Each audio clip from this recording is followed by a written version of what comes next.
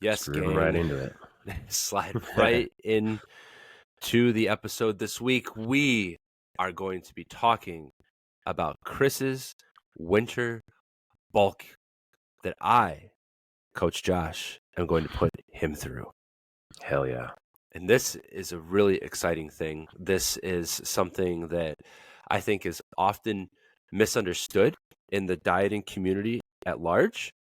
I'm not saying that Chris doesn't understand it because Chris is a coach. He's been a coach for a while, so he gets it. But I think that the idea of doing a proper mass gaining cycle can be kind of confusing and kind of tricky. I think people tend to think they need to eat a lot more than they actually do. I think people tend to train in ineffective ways than they actually need to do. And so there's a little bit of myth busting that we're going to do, but we're really going to focus on Chris's goals, and we are going to talk about how we are getting started because we're just kicking this off. And with that being said, actually, I'm just going to hand it over to Chris and let him share a little bit more about what his intentions are. Yeah. So I reached out to Josh and was just like, hey, man, here's this idea I have. I'm going to do it regardless. But this time around, I wanted it to be different than my previous year's attempts, which I will say, admittedly, were more of a passive experiment than they were really connected and tied into the activeness of I was going to say, pursuing this. Can you talk about that passive, that phrase you just used? Yeah. So, when I initially, I've lost 60 pounds many, many years ago. I've kept it off for almost over 7-8 years now, and that's pretty great. And then I've just tried to, maintain that and then maybe see what my body's capable of by going through little stretches of like mini bulks and cutting and maintaining. But they've all been passive in that sense that I'm just kind of like toying around with it. I'm experimenting. I'm just kind of like, if something gets in the way of training, it's kind of like no harm, no foul. I just kind of groove with it, which is kind of my MO most of the time. Right. Anyway, let's just I'm adaptable, come what may. I'll figure it out. No bad days, whatever, right? And so, but this time around, it was like, I don't want to be that passive. I want to be more active in it, meaning that like the training has to happen, the food has to happen. I can't just be fairly solid 4 or 5 days of the week and then my weekends get a little sketchy and then I come back into it. Like I just wanted to find more of like a committed North Star to hold myself to. And I said, it's been some years since I've been coached or had a coach through WAG. And so why not? What better way to put another level of accountability on this? Work with the expert, which Josh, Josh has been successful in putting on mass himself and do this. And maybe we'll talk about that a little later too, like your experience, because you did mention in your first check-in response to me working with John Meadows and all that. So I'd love to hear more about that. I was going to save it for this podcast specifically. So, so the idea is that like, through, I got diagnosed with psoriasis a couple years ago. And during that time, that kind of put me in this awkward place of like, well, I'm miserable. I'm trying to figure out what this diagnosis is, why my skin's doing this. I had a bacteria infection. I got a cut in my leg, and it was just this whole thing that happened and just crazy. Like rocked my entire world. Yeah. And, I didn't feel good going to the gym because my skin condition was seeping through clothes that I was wearing, and it was just disgusting. And I didn't want to leave the house, and it was weird. And I was in this off-put place. I got to like my lowest weight of all time. I think I hit like, what was it? Some like 160 pounds. Whoa. I was a thin dude. I was like, yeah. I had muscle mass. I was more of like a lean kind of guy, and I didn't like it. Like I like having a big butt and legs and feeling strong and like, and having a bigger chest and stuff. And I got to that low point weight without even trying, as a guy that tried to chase fat loss many years prior and had managed it and stuff. So it was for that, me like looking into bulking phases and all that became more of a serious matter because I had some rebuilding to do after I got all that sorted, got the proper diagnosis with psoriasis, got on the proper medication, the healing part happened, and then COVID happened. And then I was kind of knocked off my game, a couple steps there in the last couple of years from like 2019, 2021, for some things. So that was also part of the passive part of it. It was more like, I've got this goal, I need to get better, I need to get healthier. And so I had some decent success with that. But now I want to be like, okay, what can I really truly accomplish? And, I'm 42 now. So it's like, I understand that, being an older gentleman, preserving and building muscle mass takes more intention and effort, and it has to be intentional. And so, what better way to do so than recruiting the help of you, having actual check-ins, the That's right. accountability of the check-ins every 2 weeks. So I think we decided we're going to do bi-weekly check-ins. I'm using Seismic, the software system that we use to coach all our clients through. I'm using Macros First to track my calories and all macros, which is syncing seamlessly into Seismic because of our partnership with them, and everything's good. So really where we're at right now is I had my first check-in with you on Sunday, October 29th, and that was like our kickoff point. That's right. And basically at that time, what I had provided you was roughly 2 weeks of me getting back into the hang of tracking, just to give you an idea of what my calories were looking like. I wasn't trying to track towards any specific goal other than keeping my protein high, and just giving you some data to work with, essentially seeing what the trends were, as well as updating my weight for 2 weeks so you could see what my weight was doing as a result of my calorie intake, and just gave you some initial feedback. And so essentially, it was more or less like, hey, we're not really trying to target anything specifically right now, but just get into that phase of tracking, being consistent again, eating intentionally, and me being in more control of eating more meals at home, which is, in the wintertime, it's honestly pretty easy, because it's easier to be at home. So again, definitely. and we've talked about that on previous podcasts, which is aligning these types of phases when it is more conducive to succeed at them and not and experiencing less resistance. So 100%. bulking in the wintertime is great because I love using my Instant Pot to make a bunch of food, and super high protein, high fiber, easy meals that can be paired with any sort of carb source to hit my carbs. It's just so easy to do. And so I'm inside more. It's colder outside. There's all these elements that kind of make it just a path to make this whole thing easier. And being in my gym's easier too, because it's not super hot. It's a little cold, but after a couple of warm up, sets, I'm warmed up and I'm ready to go. And I got my infrared heater out there and I'm good. I got tunes, and I'm working and I'm applying myself. So, so that's kind of where we're at right now. Yeah. The one thing that stood out to me when Chris checked in was how stable his weight was. Just eating it natural, like his tendency to eat and his portions and everything. His weight was very, very consistent. And his goal is to put on, 5 to 10 pounds of muscle over the next 3 months. At least we'll say at least. And yeah. And I told him in the check-in, I said, to do that, you're going to be eating, boy. You are going to be eating, my dude. There's a bunch of things that I, as a coach, tend to look at and think about when I'm getting someone set up to go through a mass cycle. The first one is always protein. And right now, we have Chris's protein set at about 200 grams per day, which is currently over his body weight, which is a good thing. I'm about, for everyone listening, I'm about 186, I think is about what I'm averaging. Yep, 185, 186. Yep. I was gonna let Chris say that. I didn't want to be the one to spill the beans on Chris's weight to I'm the not world. bashful. It's just a number, folks. That's right. And also it's, you have to know where you're starting at in order to figure out where you're gonna go. Totally. That's like the word coach, for a little history lesson here for everybody. The word coach. Back in the olden days, you got into a coach, and the coach took you from where you were to where you wanted to be. That is where the term coach comes from. That's not. I didn't even know that. There you go. That's cool. So that's like from the olden days, but that is where the word coach actually stems from. So history lesson. There you go. So that's what we're doing. We have to know where Chris is at in order to get him to where he wants to go. So setting his protein. I mean, he set his protein. He said, I'm gonna try to hit 200 grams of protein a day, 300 grams of carbs a day, and 80 grams of fat per day.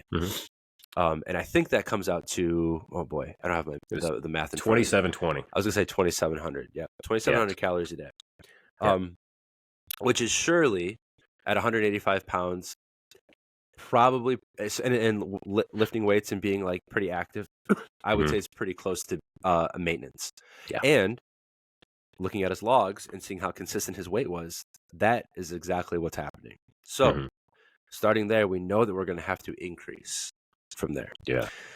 There's a And I couple. had Oh, go ahead. come in, not to divert, but I had come in letting you know that, hey, because of my consistency with tracking over the last 6, 7, 8 years, I can confidently tell you that my maintenance calories are somewhere between 2,600 to 2,800 calories roughly. So you had that to kind of work with too, and I understood that about myself. So I already knew that. So I knew I was going to have to eat more than that. So yeah. And to that, along our to kind of continue on with that train of thought, a new person that is signing up for WAG, we obviously don't know that information. We know that because, obviously, like Chris just said, he's been in it for a while. He's tracked, he's familiar with the process. So he knows about what keeps him in that range. As a new client and coach, as you're kind of figuring each other out, it's up to the coach to figure that out via some like calculations that we can do, some activity multipliers and things. But ultimately, it comes down to implementing the calories as best as you can to understand what is going to happen when you hit those calories. Yeah. So if I said, Chris, I need you to hit 2,700 calories a day, and he's 2,400 one day, and then 28 the next day, and then 1,800 the next day, and he's all over the place. It's like, yo, we're not going to get anywhere. Like we have to figure out like what this does for you, and again, that's not necessarily the track that we're taking with him because he knows those things, but someone coming in and wanting to get into either a fat loss diet or a mass gaining phase, that's where we're going to start. We got to figure out your maintenance first. So, and we've talked about that before, but anyways, there's generally no additional hypertrophy benefit, or I should say anabolic benefit, to eating more than 1.25 grams of protein per pound of body weight a day. So at 185 pounds, that calculation 1.25, I believe, is going to take him close to 220. 222. 222. There you go. Yeah, there you go. So beyond that, as we escalate and as we increase his macros, beyond that, we're not going to get much more anabolic effect. But what we will be able to do, if we have to go up that high, is continue to keep the macros balanced. And so if we took Chris's protein up to 250 grams a day and his carbs were at 450 a day and his fats were at 90, it's possible. It's possible. Trying to do 400 or 450 grams of carbs and 90 grams of fat and then 200 grams of protein, it's not really the most ideal or the most anabolic environment you can put your body in. You really want to focus on getting the protein and the carbohydrate up with a moderate, kind of well-balanced amount of fat in there. Yeah. So these are all considerations that we're taking into account as we get things kicked off here. And coming in that initial check, and I kind of mentioned to you, I said, I believe so anyway, or maybe you just already knew this about me. I forget exactly where it came into play, but I'm definitely a carb person. I'm not much of a fat eater. It's generally harder for me to eat fats when there's kind of an intention thing, just because I'm not a nuts and seed guy. I really don't keep those things around. I think I did back in the day, but those are things that kind of fall by this wayside. So like, the occasional avocado, a little bit of oil in cooking, stuff like that, the trace amounts of fats that are coming in from dairy sources. My main, maybe a fattier cut of a protein or something like that. But generally speaking, it's far easier for me to get carbs in and find more single source, pure carb source stuff that doesn't contain fat than it would be for me to hit a higher fat. Like for me, like I would have an awful time even ever attempting to do keto, for example. Yeah, same. Not as it relates to building muscle, which we know keto is not very good for at all. So, right. that was the exciting part of it too, was just this fact that I'm going to be intentionally eating. And leading up to that 2 week period, I was trying to intentionally just increase my calories because I had I guess what might be helpful too is to say what I've been doing this summer just to maintain in terms of switching gears and doing this. So like over the summer, I was basically just kind of eating intuitively, just kind of doing what I always would normally do, sticking to the meals and the portions that I knew were acceptable based on years of tracking, and just eating to satisfaction, to nourishment. And as long as I felt good, I was sleeping good, I had good energy, and my training sessions felt decent. I was good to go. No problems, you know. I still continue to monitor my weight just because it's out of general habit. And I just kind of like, I'm a data person. So I love just Right. having historical data, whether I'm using it or not. It's kind of like it takes me 2 seconds to take my weight in the morning and pop it into an app. It's the, you know, the least inconsequential thing in my day to do. Right. So it's like, why not? Right. But what I was doing this summer was after I did my initial little cut at the beginning of the year, I just literally, as far as my training was going, I was in the gym probably 3, maybe 4 times a week. I would say more or less 3 though. Just doing a simple 5x5 strong list program. I just needed something that was just consistent. It kept me showing up without like spinning my wheels. What am I going to do today?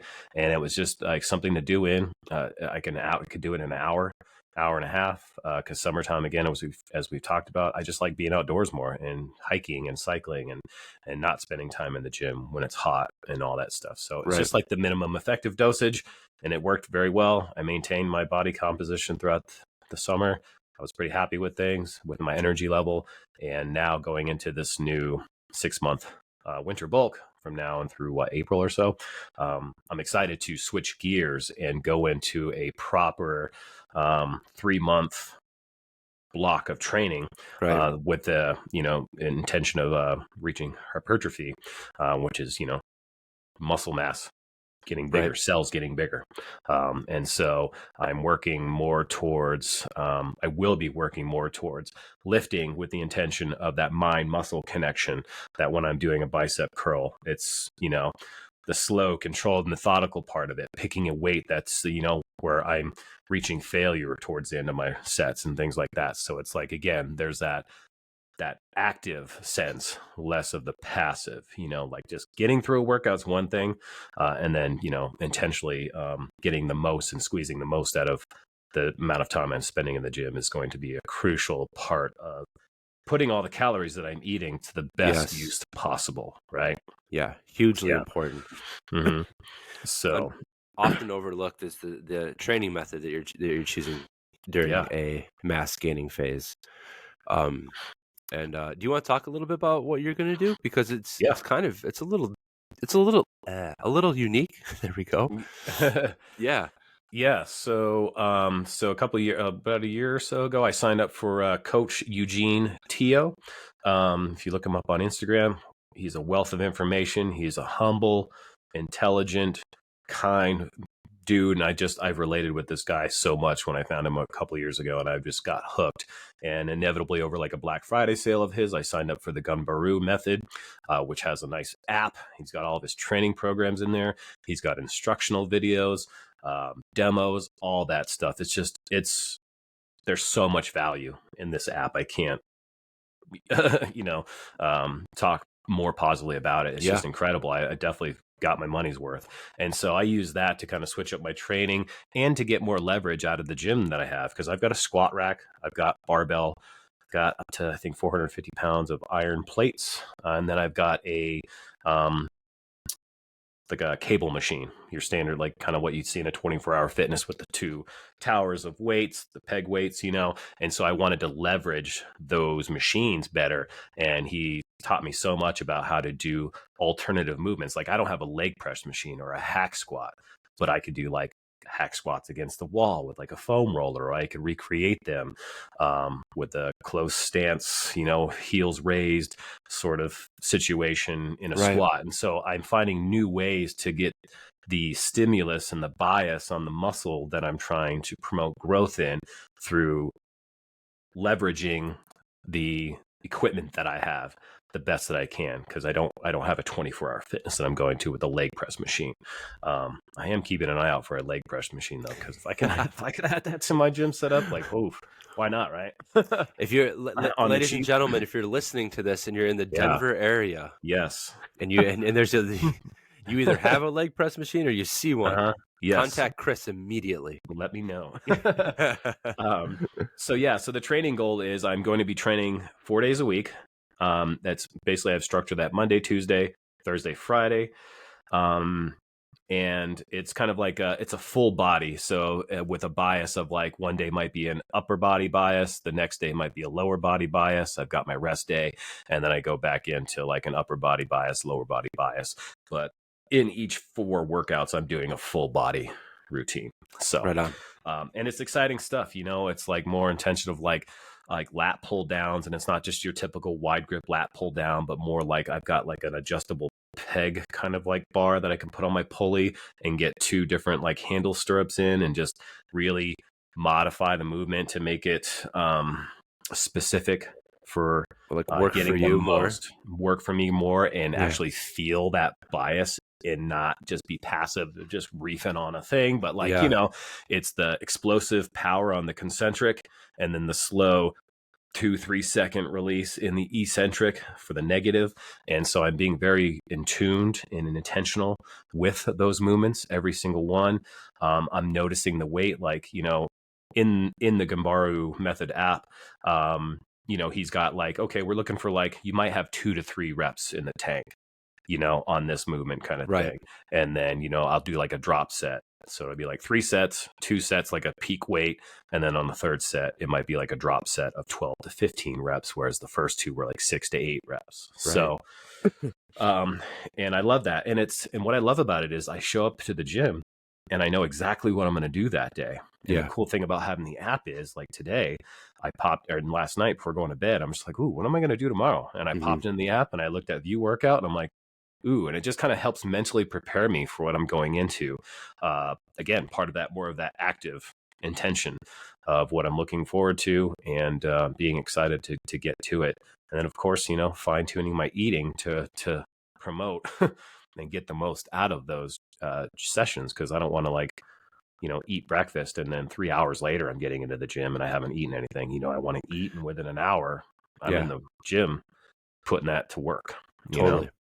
So, shout out to Eugene for all that wealth of information and knowledge and guidance there. I'm excited to do that. And I have done this before. So I have done this training block before, but again, I did it last winter, and it was mostly a passive thing. It was just like, oh, I'm just experimenting with this new app and all these things. And honestly, I did pretty well. I think I definitely felt the difference in my chest, my arm size. People were commenting and were like, hey, tell your arms to calm down. And just and so that was just good feedback to know. So I'm kind of excited to get back to that, and just get svelte, and just kind of like, I want to fill out this bigger He Is Legend shirt, like I want to just fill that out a little more. That's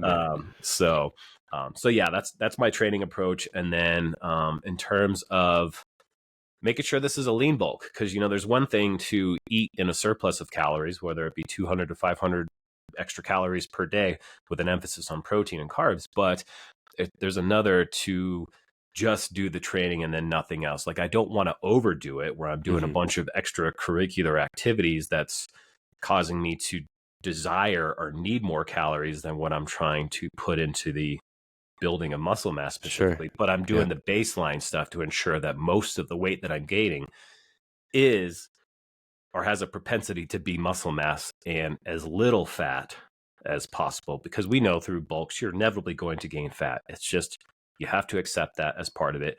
Your body is going to develop some muscle mass. You might, or, find some extra fat on your face or something like that, or whatever, but it's part of it. And the cool thing about it is we can lose that on the other side. Like, it's not getting swayed by these things that you notice. It's saying, is taking it as confirmation that it's working and trusting that process, So to help keep things level, I've committed to like walking at least 6,000 steps per day, which for a person who works from home and is remote. It's a tough thing to do unless I'm being intentional about it. So I'm taking my Right. dogs for daily walks. And then I'll go and take myself for an additional walk after the fact. And I have little barriers in place that know what it takes to get at least that minimum account. Like, I recently got into a new murder podcast that I'm like stoked about. And so I'm just like, when am I going to find the time to listen to that? Oh, that's a perfect time to go off for a walk, Right. disconnect from the world, immerse myself in this cool story.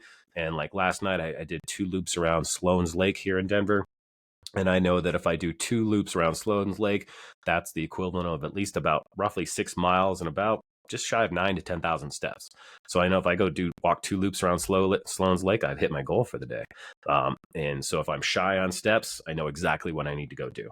And so Bingo. that's going to be a built-in part of that. And like last night, I was a little cold, but I put my hoodie on and had my gloves on, and I was comfortable. And you walk in swiftly 2 laps around a lake, like you warm up, and it's nice and it's comfortable. And I digested almost 3 episodes of this podcast, and then Awesome. went home and ate dinner. So That's great. And so something to note is while that is quote unquote cardio and movement that Chris enjoys, that's also a great cardio choice for muscle building, because yes, he's not putting additional stress on his joints. He's not creating a deficit of any sort. You don't go for a walk and come back and be like, whoa, I need a protein shake, yeah, or like, oh, I need my post walk meal, yeah, like that's not going to happen. no, So by doing that, by increasing his steps, he's like kind of like burning a little bit of calories, but he's not putting extra strain, quote unquote, on his body, and that's yeah. a big help and a big advantage that you can use when you're going through a muscle building phase too. Yeah. And I look at it as it's restorative. My Sure. legs are a Yeah. little sore from the stimulus that I put on them yesterday. So Yep. today is a chance to just kind of loosen them up. It's active recovery. It feels good. And like you said, I'm not going home and I'm not famished from that Yeah. walk. Right. I feel good from that walk. If anything, I got my appetite up because it's like another key point. And so another thing I'm not doing while eating more calories is attempting to fast in the mornings anymore. Like I'm definitely Yeah. starting to get the calories in a little earlier in the day. It's I kind good. of start my day with like some coffee and then like a small under 300 calories, kind of like oats overnight type thing. And then that situates me for like just to get through the first couple hours of my morning, and then I'll go into my first meal of the day, and that is my pre-workout meal, which is going to contain probably 40 to 50 grams of protein, something like that. And then probably anywhere from, I don't know, because I've got so much to eat, 60 to 90 grams of carbs, somewhere around there. So Yeah. what I try to typically do, no matter what the goals that I'm aiming for macro wise, is I try to divide them up evenly across my meals, because that's just, for me, it's easier. Like I just don't want to think about playing macro Tetris at the end of the night. So if Yeah. you keep your meals relatively or approximately portioned in calories and macros, you have a much more predictable pace towards the end of the night, where you're like, I know if I stick to this, I'm generally going to have 20 grams of protein and 30 grams of carbs and 10 grams of fat. You just know what to expect at the end of the day. So you're like, ooh, I know just the thing to fit into the day to cap that off at night, Right. Yep. Um, Yep. yeah. And again, to kind of like go coach mode while Yeah. he's talking about that. One of the things that I recommend is figuring out, and this goes for cutting or bulking, whatever. If you're training for a specific event, that obviously applies as well. But specifically for Chris, what I would encourage him to do is figure out the pre-workout meal and the post-workout meal first, Yep. and then whatever he has left, then start to spread those out. I Mm. like to tell people carbs close, meaning carbs close to the workout, and fats far. Yep. Fats far away. So if Chris, what time are you going to work out during the day? I normally I'm working out by 2-ish, 2 p.m. Right. Yep. So Chris is Mid-afternoon. going to have a fair amount of calories in him at that point. But what he's going to want to do is go a little bit higher in fat in the morning and kind of transition into like higher like protein and fat in the morning, and then transition into more protein and carb dominant mid-morning into the afternoon, and then post-workout, and then reintroduce more of those fats there towards dinner time. Yeah. And that's really convenient because fats are by far the lowest of the macros that he has. You know, as Yeah. right now he's got 80 grams, which is not hard to hit. No, I um, spend that quick. yeah, right. So he's able to really, you know, kind of utilize the amount of protein and carbs that he has because those are significantly more.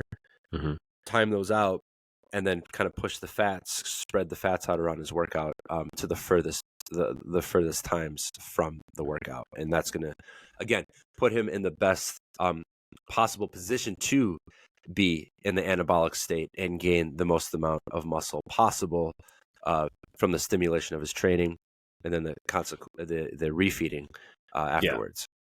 Yeah, and also on that note, and the reason too, to extend on what Josh just said too, is fats do slow digestion. Yes. So Yep. that's why we keep them far away from that 4 to 5 hour window Right. post workout, and your workout falls somewhere in that range.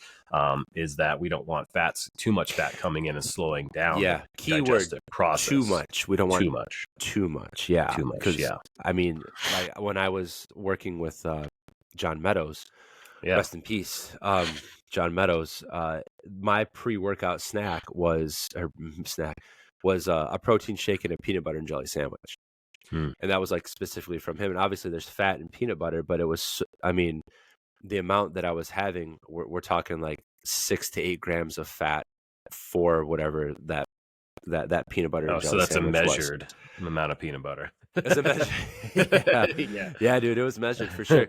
But yeah, so Chris just made an important distinction there, an important distinction between no fats and minimal fats. Like Hmm. you can have some fats, but what we don't want is for you to eat like a plate full of eggs and then going to work out, because that's not going Yeah. to put you in the best like state to actually you know, gain the muscle and get into the recovery phase Yeah. post workout that you would otherwise. Mhm. So But if I'm gonna rely on eggs, I'll save them from like maybe my mini morning meal. I can exactly. have 3 to 4 eggs, Yeah. which is, you know, what, 24-ish grams of fat, something like that. Yeah, Because about that's the earlier same in the day, for and about the same protein. protein, yeah. And then focus on the more protein carb centric meal For that's sure. within about an hour of my normal training window around 2 p.m. So Yeah, for sure. but yeah, and to speak more to my approach with that is like I'm just keeping things ridiculously simple and straightforward. I'm not messing with a lot of recipes. I'm not a recipe guy. I'm an air fryer, stovetop. What can I get done in 20 minutes type of guy, generally speaking. Yeah.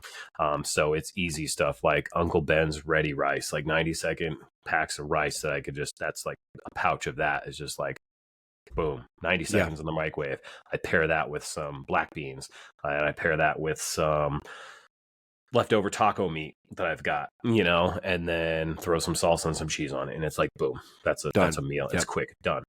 Simple things. One of the pre-workout meals I'm excited to try out, because I've been watching bodybuilder videos and things like that on YouTube too, just to see what people do. Like, why reinvent the wheel? Like, let me go see what works for other people and just get some new ideas to get me out of my normal you know, grooves. And so like one thing I saw was just like simple, like white rice, grilled chicken, and pineapple chunks, like a little bit of soy sauce, kind of like a fried ricey kind of thing. And I'm like, ooh, that sounds awesome, actually. Like, I'm going to try that out, you know? And so, yeah, watching people, different videos, things like that, get some ideas for that. Just simple, straightforward meals. And then, of course, you know, including little treat per day, you know, since I've got the extra calories, it's easier to fit in kind of like the sense of an indulgent thing, but it's still an indulgent thing in a balanced and moderated portion, if you will. Yeah, and then just continuing to drink. I need to get my water up. I'm good about 100 ounces per day is pretty standard for me. Like drinking 4 of these 25-ounce water bottles per day, I can keep just a mindful measure on that. That's pretty easy for me. I'm trying to work on getting more water in the beginning of the day, kind of pre-coffee, stuff like that. Because I know that's helpful because I'm eating more food, more water I need to drink to help digest all that food. Yeah. Process it, absorb all those nutrients. Fiber. Move the fiber around, clear my intestines out, all that good stuff. Obviously, the big thing with promoting and preserving muscle mass is sleeping. Sleep's where the magic happens, right? And so, I mean, I've got my little just whatever knockoff Fitbit and all that stuff, and I'm tracking sleep. But for the most part, my sleep's been dialed in for many, many years now. I to get 8 to 9 hours per night that's standard. I can do that. That's so awesome. Yeah, so I've been averaging 8.5 hours of sleep per night, well rested, Oh, awesome. not feeling deprived. I'm waking up not feeling like I'm feeling like the good sore. Obviously, I'm only 2 days into training. Today's going to be my third day training for this bulk, but just that initial stimulus of like, ooh, my body hasn't felt like this in a little while. Yeah. Like the stimulus I get from the 5x5 strong lifts is its own thing. And then now where I'm doing like a couple compound-y type movements and then moving into the accessory stuff, I'm getting that pump. I feel sore and I'm like, ooh, you just, I don't know. There's that excitement of like stimulus happening that I'm just excited to chase those feelings. So I want to feel a positive soreness, not a debilitating, can't get back to training the next day. Yeah. But obviously this first week or two, I'm kind of easing into that, getting familiar with what weight feels right to start with. And then in week 2, 3, I'm going to start really hitting the weight and then being like, okay, I'm going to get it up along that threshold of like, maybe only having 1 or 2 left in my set in the bank, or reaching failure on that last set, something like that. So I'll start to kind of fine tune that more. And obviously as my body adapts to eating more calories and all that stuff, it'll just kind of like take a more natural momentum. So and then just a couple other things to kind of finish it off is like, if I'm hungry, which I'm noticing I'm just, I don't know what it is. Maybe it's the mindset, maybe it's excitement. Like eating is easy. Like for having just maintained in the summertime to just ramp up my calories, we're not talking anything significant yet. Right. But God, I'm having fun, I'm eating, like last night I ate I think I ate some like yogurt with some protein powder in it and a couple of like dark chocolate morsels in there as my little like nighttime snack. And then I was like, I'm hungry. And I went and had a bagel with some like whipped cream cheese. And my housemate was like, "You eating again, boy?" I'm like, I gotta grow. Yeah. Yeah, you do. So there's intention behind it. And granted, I went over my calories last night, but happily. And so it's one day, it's whatever. But what I am trying to do, that if I do feel hungry and I am noticing like, oh, I'm hungry, I'm gonna try to make it protein and more whole foods with nutrients and fiber. So I'm trying to prioritize, if I do maybe go over my calories some, make it better calories for the purpose, if you will. It's important. I mean, quality counts, quality matters. Yeah. There's always room for those little treats and things. And in a mass phase, there's certainly more opportunity for those. Yeah. And you just can't let it get away from you. That's all. No. And it is harder, when you're eating more calories, it's harder to eat foods that are more filling and voluminous, if you will, like, whole foods, because you're eating more calories. And so to keep it micronutrient dense and more fruits and vegetables is harder to do, because those foods are more filling, they're more satisfying, thus keeping you fuller for longer. So when you go to eat that next meal, it might feel like a task. You're like, I've got to put this food down, but so I'm kind of like finding that, again, the minimum effective dosage. So I'm having like 2 cups of broccoli with my, dinner usually, and just knowing that I'm checking that box for nutrients and trying to include fruits or veggies at least 2 of my meals for a decent portion of carbs. But obviously the rest is going to be coming from like things like rice, sweet potatoes, more of those whole foods, things like it's got more of a complete nutritional profile, if you will. And they're easy things to dress up, with like a little bit of Greek yogurt on top of a potato, something like that, to act as the sour cream instead and get you a little more protein boost. Reduce fat cheeses, things like that, just to like get the protein, keep the fat low, but still have that taste, that texture, that fun. So I'm excited about it. So we're only 1 check-in so far. I think my next one's going to be on November 12th. Yep. And then Josh and I plan on kind of doing like a monthly update for the next 6 months. So we'll have at least 6 of these updates coming at you. And we'll talk about progress in like where my weight's going, how my strength is going, the fun that I'm having with all the food that I'm eating. And what I do when I navigate social situations and stuff like that too. Because luckily, being in a bulk, I've got more flexibility there. But my goal is to keep them still to a minimum. I don't want to be dealing with too many social events, because I want to be more active this time rather than passive than my previous attempts. So I love it, man. I'm really excited about it. Yeah, me too. Yeah, man. It just feels good to have, I don't know, it's good to have like intentions and goals for the wintertime when a lot of people can kind of like, maybe Yeah. retreat into a sense of like that seasonal depression, the sadness, the waiting for summer to come again. And it's like, I know I can get into that too, but I see winter as a time to build, to focus, to like work on something, set some goals, and then come out feeling good about having achieved something over the wintertime. And then because summertime is like your doors are then open for fun and just, maybe not being as intentional and actually being able to kind of like enjoy the foundation of youth that I'm trying to build by Right. building more muscle mass, really, because this is about Yeah. longevity for me.